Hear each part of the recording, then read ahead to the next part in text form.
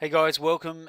Thanks for joining us again for tonight's webinar. Look, tonight I'm going to be focusing really in on our multi-system approach. So this is going to be the start. Like once a week, we're going to be looking at a market, a specific market. Tonight, it's going to be the Eurobond, and we're going to focus in on that market and looking at how we can develop up multiple strategies to obviously trade on that specific market. So the idea here is that some of us are trading a multi-system strategy on multiple markets. Well, I'm going to show you basically a multi-system strategy on just one market, and we're going to look at different markets every week, obviously, and that way we can start to see which systems are working best. If there are traders who want to be basically specializing in one market, because remember that part of the process of the Pro Trader program is to identify a specific market to trade. Now, everyone who has gone through the program knows that they've picked out a market initially, done that market profile on the market, and that has been your initial market that you've started to trade. So what I want to do is I want us to get very, very good at one market. Very good at one market, and you want to be picking markets that have good volatility, excellent volume, and because we need to make sure that they're scalable.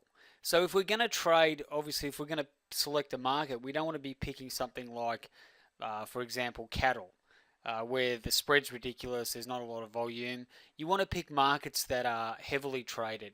Now we're going to have a go at the Eurobond here tonight, and we're going to start structuring up a multi-system approach for the Eurobond. So that if you do start trading the multi-system or go onto the emerging managers platform, which most of you will, then you've got the option to specialize in one market or be across multiple markets. So there's a huge advantage to being a specialist in one market, because you start to get a really good feel for that market. You're really in tune with what's happening with that market. So guys, we're going to jump in and start looking at the Euro. All right, traders, the first thing we need to do is we need to look at our Eurobond as a market profile. So what I would suggest you do, obviously as part of profiling a market, we're going to look at the specifications of the market. So we'll have a look here at those specifications. You've got the Eurobond, and obviously it's trading on the Eurex. So the Eurex exchange, it's $10 or €10 per point. So with our Eurobond market, it's a quarterly settlement, which is very easy to manage. That is nice and easy. And then you've got your market hours. So it's very important that we pay particular attention to the market hours, because that's obviously when we're going to be trading, and we need to know the extremes of the market hours, and we need to know what's really happening in those market hours. 8 to 9.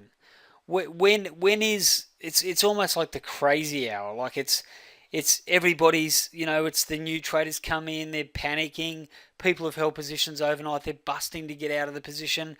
A lot of, you get a lot of frenetic activity in that first hour. That's not when you want to be trading.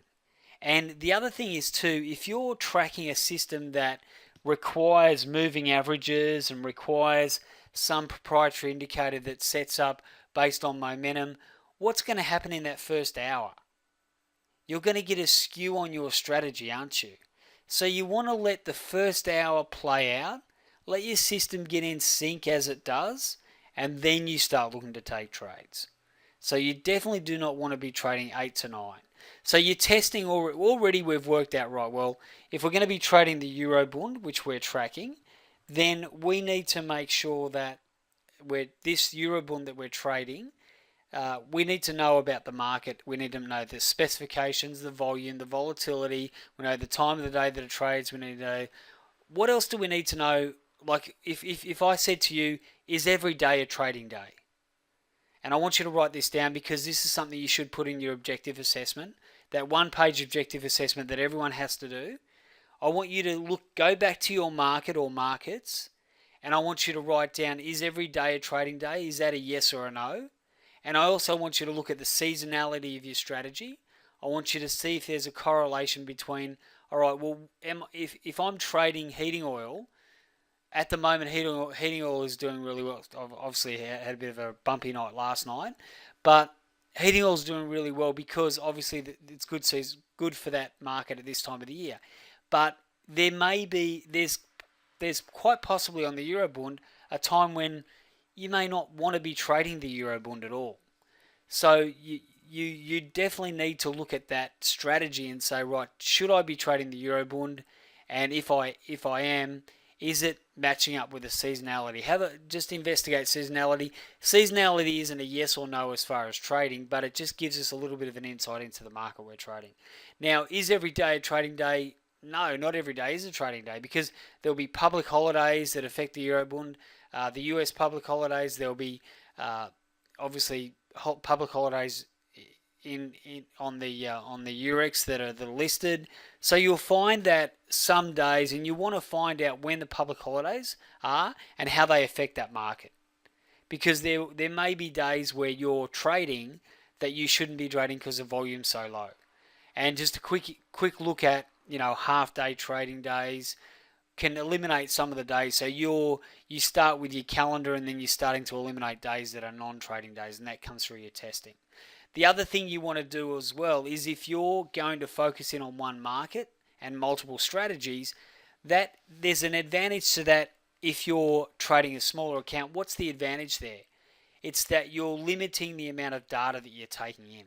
So if you're at the moment trading 5 different markets and you've got a smaller account, or 4 different markets, you've got a smaller account, you're paying all these data fees, the trouble is that you may not be getting exactly what you want, whereas you could be trading one market, good volume, good volatility, trading a multi-system approach and paying one lot of data fees. So just have a think about all the things that make up your business, and then think about not just obviously from a business management point of view, but an opportunity point of view, from a volatility point of view, from scaling up the strategies as well. Because remember, at the end of the day, if and when you go on the emerging managers platform, you're going to want to be able to scale this thing up.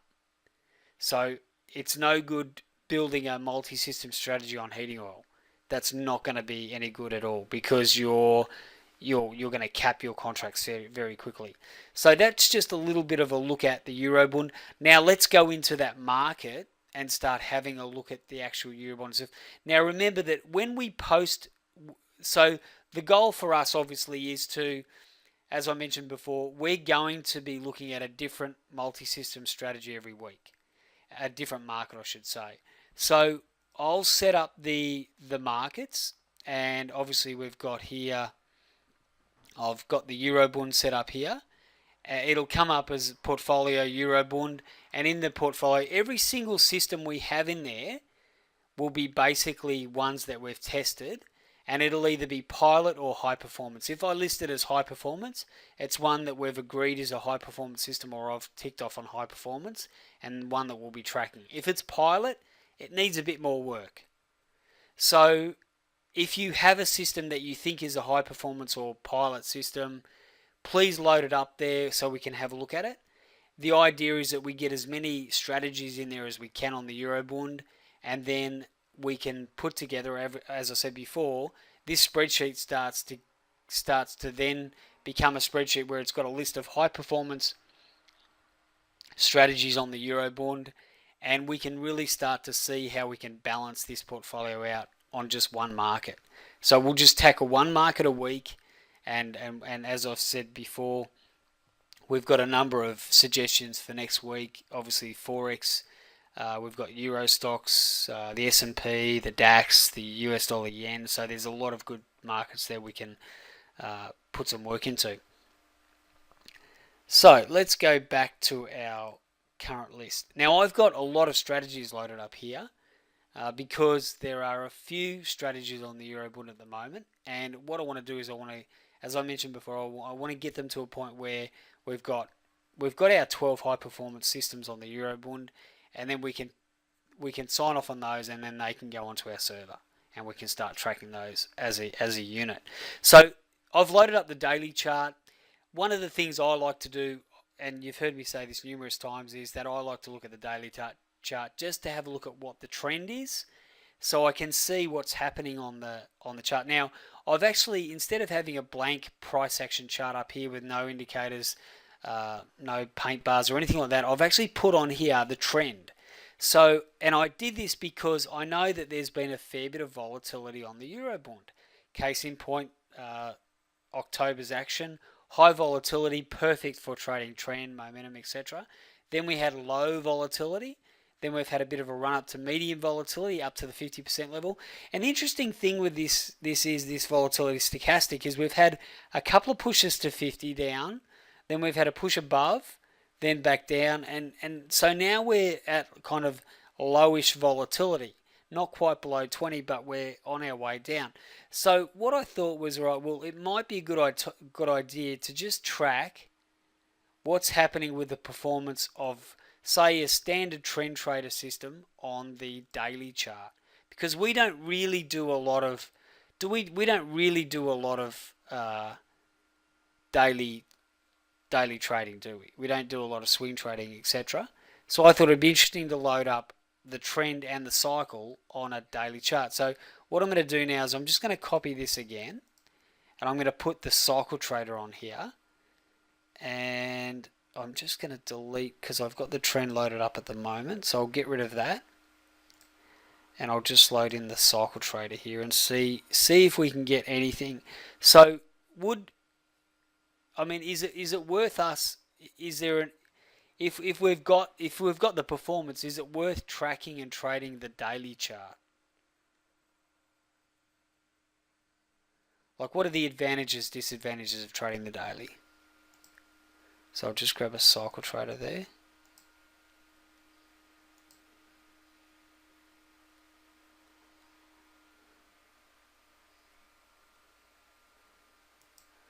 Yep, big stops. Longer swings, bigger moves. If it works and you understand the risk, yeah, go for it. Low trade systems. Yep. So the advantages are that you've got less trades, you've got larger reward to risk. That's what you're aiming for. The disadvantages is you've got the overnight margin. That would be the disadvantage. The disadvantage as well would be the lack of opportunity. So if we go back to the trend here, so first one's a trend. I didn't really do too much to this one. It hasn't taken a lot of trades, but it's been very profitable. So you can see that there's 4 trades over that period of a year and a half. That's not a lot of trades.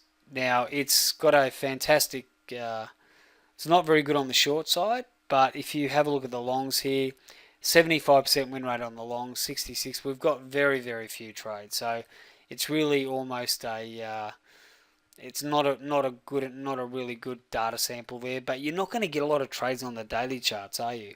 But at least it gives us a look at the fact that if we apply the trend to the highest time frame, the daily, we're actually getting some good movement here. So this is a system, this is a market that we would definitely consider trading intraday on a trend, isn't it? Because it's got movement, it's got volatility. And you can see that just looking at the daily chart. The max drawdown on this strategy is 670. So really, as a strategy, that doesn't look too bad. I mean, we could continue to run that. I've loaded it up. It's going to be in the Dropbox, so we can continue to monitor that. Obviously, it's had some pretty good moves, pretty good trades. So, but again, not really a lot there to look at because you've got 4 trades. So you're not going to get much of an opportunity to track that because it's got very few trades. So what I've loaded up is I've basically got systems that I think we should have a look at and try to modify or improve, and then we can put our list of strategies together where we think we can kind of get an advantage here. Now, one of the things that I want to just alert you to is that if you are very familiar with a market and you for example are trading it every day, you're going to see where, if you're every day in one market, you're going to see when that market breaks out, aren't you? You've probably noticed this yourself when you're trading one market. You've got a system and you're sitting there just waiting, and then suddenly there's a huge breakout, and then you go back and you look at the breakout on, say, for example, happened on a Thursday, then the previous week it happened another time, and you're seeing these patterns of these breakouts where you get one really, really good trade for the week. The rest of the time, it's not really doing a lot, but you want to make sure that you're grabbing those big moves on the market that you're you're invested in. Because one of the things that you don't want to be doing is getting it into a situation where you're trading a market that is moving, but when it does have those really big days, you're missing out on those. So how do we make sure that we do get those big trading days? How do we make sure that we capture moves where if I'm because really the goal for us, if we're trading a multi-system strategy, and let's be frank here, we want to be almost hedging our portfolio, don't we? We want to create a system where we're in the market, and whatever's happening on that day, we're in. We're in if the market is sideways and rangy, then great, we're in. And what I've done is what it really comes down to is it comes down to you really need to pick the time frame or the tick chart or the range bar chart. You need to pick the appropriate chart for the market you're trading. So if you know that you've got a market that is if you when you start to get a feel for a market, you know that you've got a market that does have the opportunity of breaking out regularly once a week or twice a week or whatever this period is, but tends to just run in these cycles or these ranges, then you want to pick a chart that is going to match the ebb and flow or the pattern or the wave pulses of that market. So for example, if I'm looking at the Eurobond and I'm looking at a daily chart, I can see on a daily chart, and I'll go back to our daily, that this does move. It's quite volatile at times. So we need if we're going to trade intraday on a cycle trader, say for example, we probably need a slightly higher setting, because what would happen to us trading a cycle trader on a low tick or time-based setting on this type of market where you can see there's a fair bit of volatility? Because we've got good range here. This thing's moving a bit. What would happen to us with a low? Because remember, we're trying to be in the market for the breakout moves. So you'd be in and out too often using that type of cycle trader strategy. So it's all really about looking at the market and making sure that you're matching the systems up and the time frames up with what's happening with the volatility at the time. So basically, I've selected a 987. 987 is a very big tick chart, but it seems to capture. It doesn't matter whether you've got high volatility or low volatility. Even with high volatility, it seems to track the support resistance really well on these Eurex markets. So this is one that I've used a lot in the past. I like this tick setting. The lower you go, the more of these movements you get above and below support resistance. The higher you go, you tend to get good periods of consolidation just through there. You can see it through here as well. You can see that it does a pretty good job of picking up that support resistance.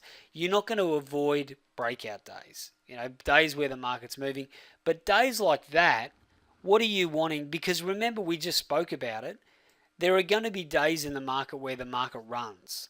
So when this does happen, you want to be trading a lower tick chart or range bar chart and picking those movements up. And what would be potentially the best strategy to do that, do you think? Of all the systems we've got, what would best pick up these movements in more of a fluid motion?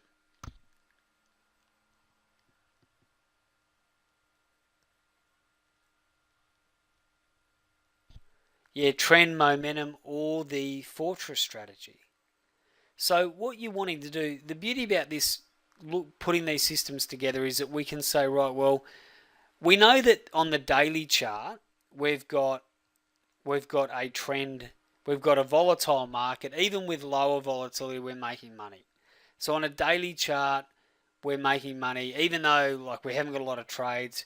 There's good volatility here. So at the moment, volatility is lowish. Still seeing some good movement.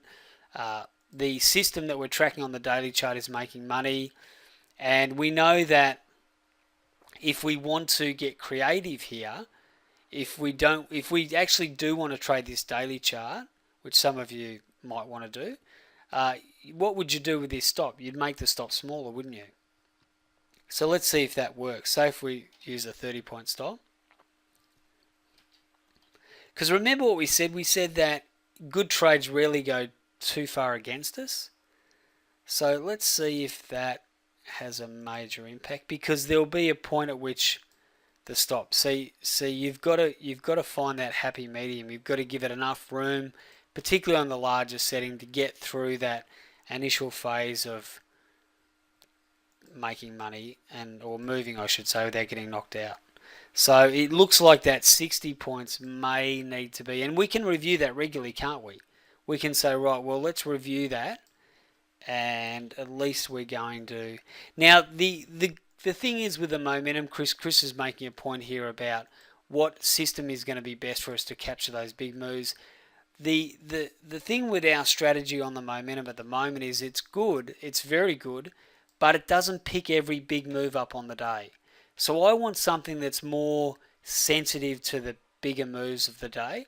So what I've loaded up, let's go through what I've got so far, and then we can kind of start optimizing and kind of working out our strategy. So at the moment, we know that on a larger time frame, now we may not ever trade this trend on the with a 60-point stop, 600-point stop, $600 stop, I should say.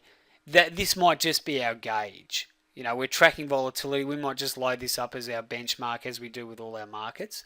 Then we go to our cycle trader. We know that the 987 high or low volatility, that should really do pretty well, that 987. You can see it has.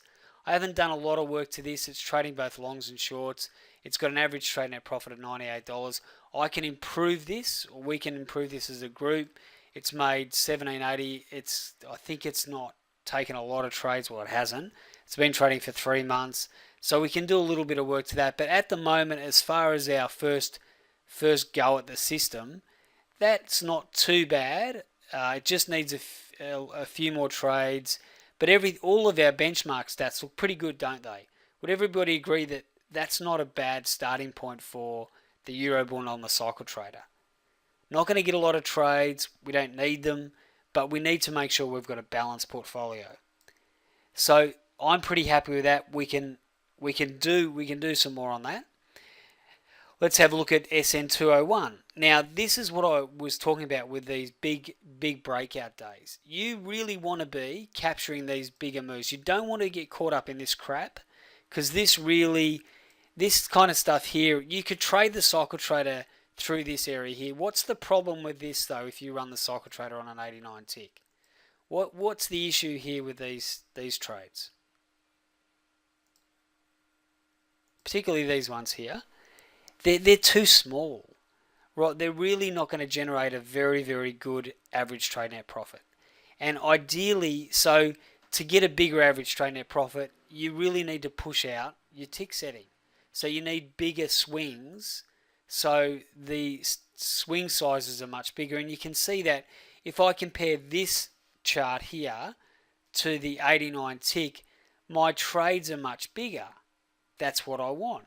I don't really want to be trading the cycle during this period, even though I'm probably going to do okay. Eventually, it's going to go pear-shaped, because the average trade net profit won't be enough, and I'll probably get a lot of trades as well. So, as an example, there, let's run the cycle on that just to prove a point, because we just want to kind of see how. So what we'll do is we'll just go back here. We'll copy that. And we'll run the cycle on that just to see how it looks. It's going to create a lot of trades. So that's one thing we don't want. We don't want a lot of trades with a lower average trade net profit, because the equity graph might look okay, but we know that in real time we're going to struggle with a strategy like that. So first thing we'll do is we'll have a look at the trend. Now, I can see already on using this, I can see already from the tracker that this thing's making some money, so that's good. So you can see there's a lot of rubbish. Then it's got a good last, probably 30 trades are really good. So how do we improve the performance? Because you've got some big days here. So how do we improve the performance? Drawdown's $1,000. Average trading profit's going to be pretty low, 14. It's only trading longs. So it's longs only. So if we go to our, and we'll just have a look at how far back that's got. So it's got 6 months of data. So it's got a good amount of data. So whatever the settings are here on this strategy, it's a trend trader.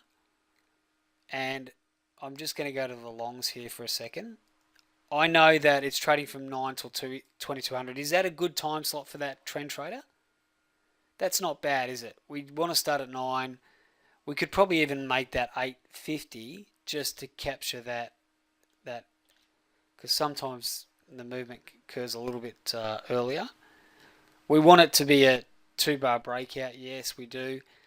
Why do you think I've selected the support resistance stop over all the other stops? Why do you think I've picked that support resistance?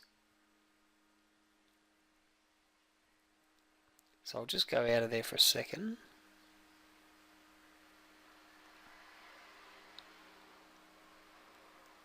And this is going to come back to you knowing the market.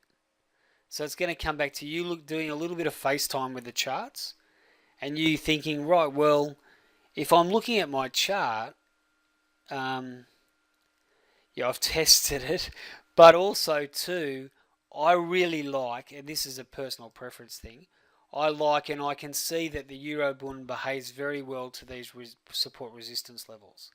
So I can see that when this system runs, because this is the trend trader, so we only really want this trading on days that we know are generally very active, and we only want it picking up the breakout days, don't we?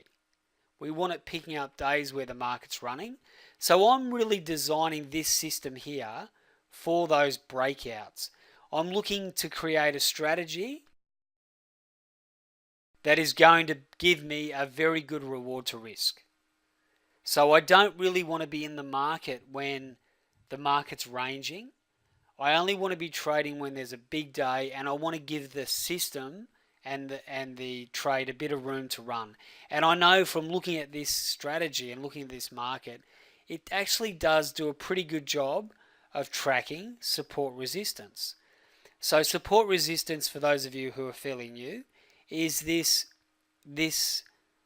when you get into the trade, so we get a long or a short, it's basically just tracking the next level of support, and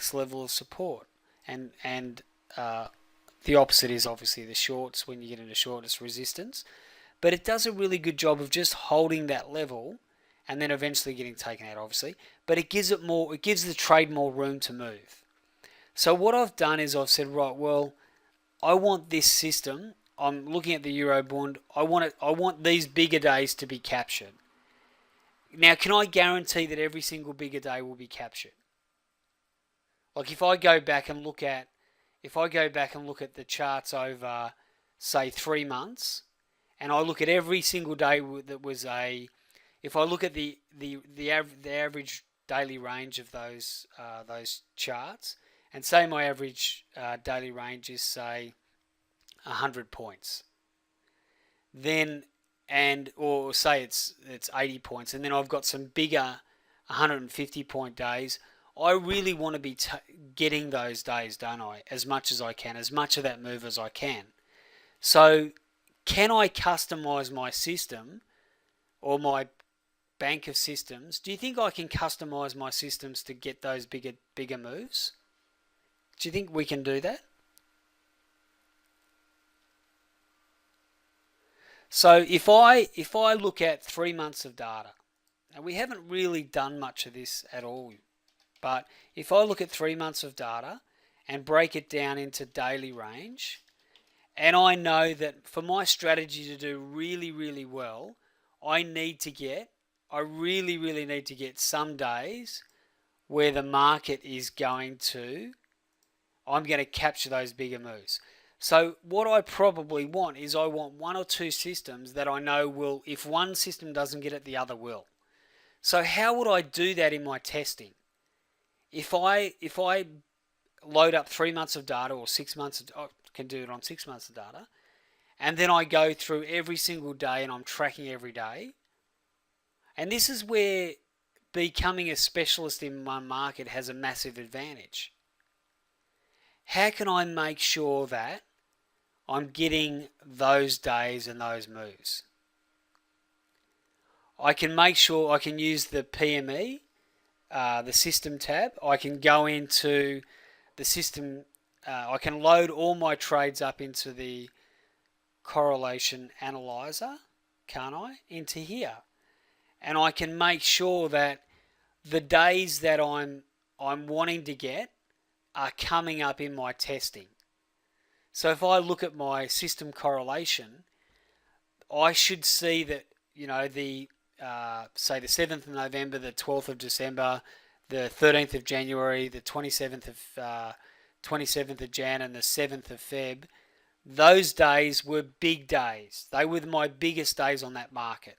So I need to make sure that of those 4 or 5 big days where the market moved greater than my average daily range, one of my systems picked up that move.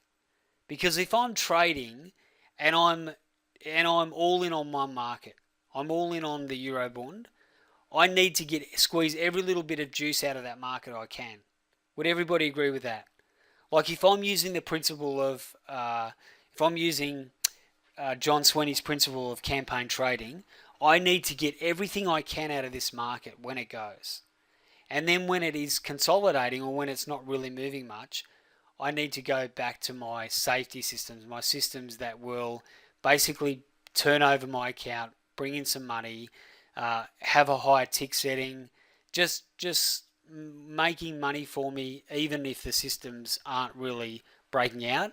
Or what I do is if I know that I'm only getting these bigger range days, a couple of times a month, maybe 3 or 4 times a month on average, then I'm going to probably want to do what?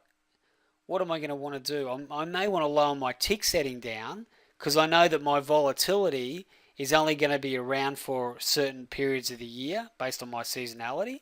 So I may want to lower my tick setting down so when there's not these bigger days, I'm still getting good price movement on my system and making good money with my reward to risk.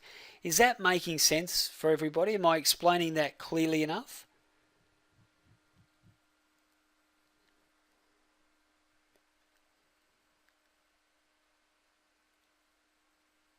So it really does mean getting your teeth right into a market. It means, well, basically what it means is that if you know, for example, that out of the month, you're probably going to get 3 or 4 really big days, like days that really, really break out, long or short, doesn't matter, days that break out. And we can look here and we can say, right, well, this really is not a big trading day. This really, not a huge day as well. But days that really offer some big volatility, well, this actually hasn't been too bad. Good volatility here. So if you're getting days like this where it's either one way or you're getting a lot of volatility both ways, then you're going to want to be able to, one, capture those bigger days, or where you've got a lot of volatility both long and short, you're going to want to be able to capture the volatility long and short. Or if you find that you get days where you've got price movement but it's not outside of your normal range, you need a system that is able to capture this type of move. And it may be that if this is your average daily range, your tick setting needs to match that price movement that you want.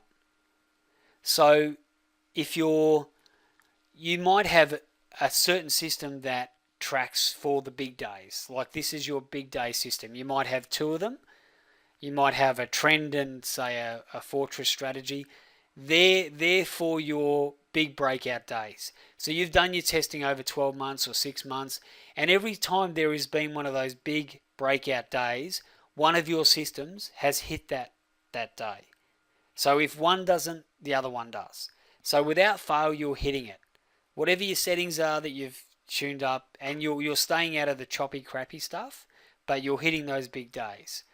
On the other days where you get normal price action and the ranges are fairly common, you're getting this type of smaller trends, but you're picking up good reward to risk. Your average trade net profit is good, and you're making money.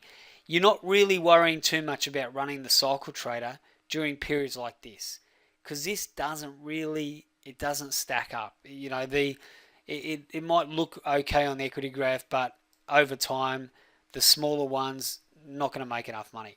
This is where the gold is, where you can add that bigger tick setting, and you can start really getting your cycle trader with an average trade net profit of around $100.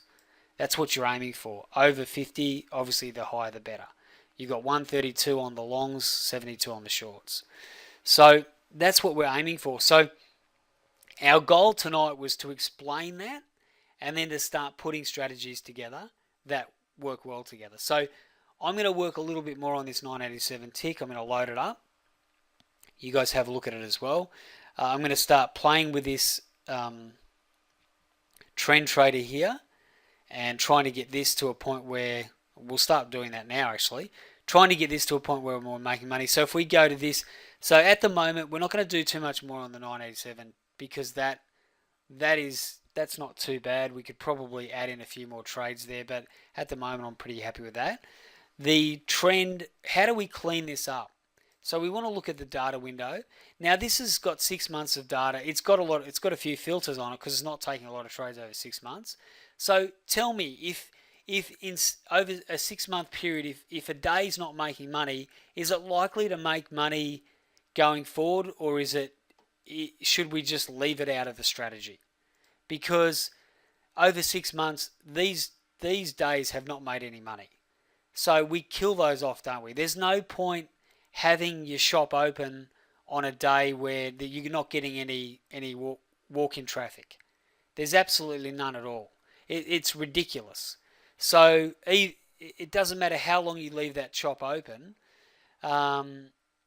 You're basically just paying staff. So what we want to do, we don't want to pay the broker. We want to close the shop down for those days, and we want to keep tracking the PME and tracking those days in our pilot system. So if it does pick up, then great. Because, yeah, that's exactly right. Like Hans, this might change in a week. That's how it quickly can change. So we need to look at our DLS regularly to make sure that we're not missing opportunities there. And it's good because the DLS will show you when that starts to turn. That starts to pick up, and that could be a seasonal thing. It could be anything. So it could be a change in the flow of money. We just need to be on it. And if we're not on it, then we're missing out. So you'll see it happen quite frequently. A day doesn't work for a long time, and then suddenly the money starts coming through on that day. That's when we want to be back on it. So Monday, Tuesday, Wednesday. So the good day there is obviously Thursdays. Thursdays is our kind of number one trading day. So that's what we would kind of put in there as our trading day there. And the rest of the time is really, and this is just tracking longs. So we load that up. We're trading longs, $43 average trading profit. I'm sure we can improve that. But before we do that, let's try to get a situation where we, what do we need to do this before we start killing the days off? We need to make sure we've gone through and completely optimized this, don't we? So let's go back to 9 o'clock and we'll start optimizing. Because we don't want to just generally say, right, well, we want to get this pilot system as profitable as we can and then start chopping the days out. Why would I want to do that?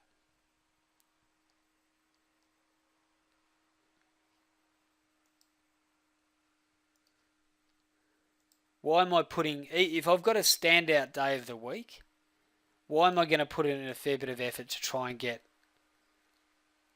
Yeah, we want to maximize the number of days. We want to make the system a bit more robust. We can definitely get better. We may be able to get better results by opening our filters up and opening our parameters up rather than just saying, right, well, we're done. Because the easy way out is just to pick the most profitable day and just shut everything off. But the better way to do it is to run your optimization, get something that's been robust over the last 6 months, and then start chopping days out. Because it's better to start with more days that are making money with a slight change. Because you might have loaded that chart up and eliminated 3 days of the week that all they needed was a slightly bigger stop, and they were making money as well. So we want as much of that pilot system in our high performance system. What we don't want to do is because guaranteed over time you're going to be eliminating days of the week. So you want to try and start with as many as you can and then start killing them off if they're not making money. Alright guys, so I'm kind of running out a bit of a time here, but you're getting the gist of it. Is everybody happy with the way this is flowing? Is this helping with your own testing, the way you're looking at a specific market? Because this is what we want to do. This is us. Basically, this is us looking at a market, getting the most out of it. I'm thinking about the way I'm kind of approaching my strategy for the multi-system, and I want to give you as much information and as many cues and tips and ideas for your trading as well that sit in line with our model. And obviously, if you've got something on the Eurobond that's better, like for example, Gary's contribution, that was awesome. That's an easy, I compare Gary's with mine. Gary's is better. Straight away I'm going to put in Gary's, and if you guys can send through stuff that you think is really good, because we haven't even really touched on the daily trend. We've got to look at the pullback strategy. We have to look at, there's 2 pullback strategies there. So we need to do some work on that one there as well.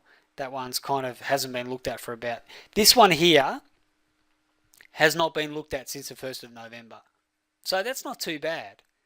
It's actually going along okay, considering it hasn't even been touched. So I think that might have been Mabel or someone like that put that pullback strategy together.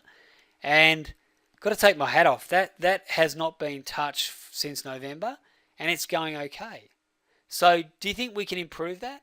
I definitely think we can improve that. And we can probably get a little bit more trading on that as well. So it's just a matter of putting them together, keeping on top of them, and then kind of working our way forward from there. So I'm going to put together a little bit of map, and basically I'm going to upload these strategies. I'm going to start looking at the average daily range on this Eurobond, and we're going to see if we can target these bigger days with a specific strategy that is not like to me, I want to at least get probably 2 strategies that are going to pick up those bigger days, because you can see that if you look at the daily chart, there's plenty of bigger days there. You've got plenty of days where particularly here, these are the days I'm talking about, the ones where you see price action, where you've got those huge price bars. They're the days we want to make sure that we're getting. Something is working in our favour to get those big days. And that's what it's all about. In the rest of the time, you're just taking money off the table, and then you get that big payday, once a week, once a fortnight, once a month. It's coming. You've got your systems ready for it. Bang, you hit it. All right, guys. Thank you for your time. Hopefully that was helpful as far as the process goes. And as I said before, we're going to be doing this a lot. So we're going to have a methodology. We're going to that's going to come together for these multi-systems, and just concentrating on one market at a time. So if you've got a preference that you really want us to look at a specific market for next week, let me know. We'll do 2 markets next week, and I'll post a bit of a review video on some of these strategies, and they'll be listed up in that folder as well. So I'll give you access to that Eurobond folder. So thanks for your time, everyone. Have a fantastic rest of the week, and I look forward to catching you on the next session. Cheers.